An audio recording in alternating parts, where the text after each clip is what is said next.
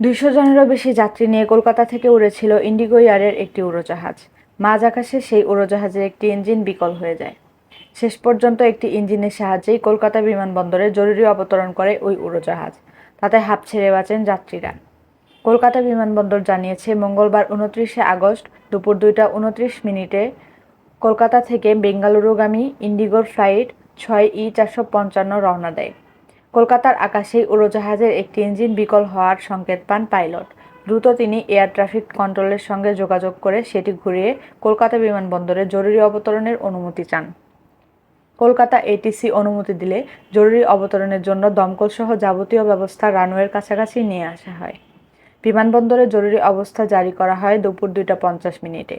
পরে পাইলটের তৎপরতায় একটি ইঞ্জিনের সাহায্যে উড়োজাহাজটি নির্বিঘ্নে ২২২ জন আরোহী নিয়ে দুপুর ২টা ৫৮ মিনিটে কলকাতায় অবতরণ করে।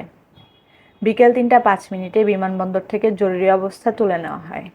এরপর উড়োজাহাজটি জরুরি ভিত্তিতে মেরামতের কাজ শুরু করেন সংশ্লিষ্ট সংস্থার প্রকৌশলীরা।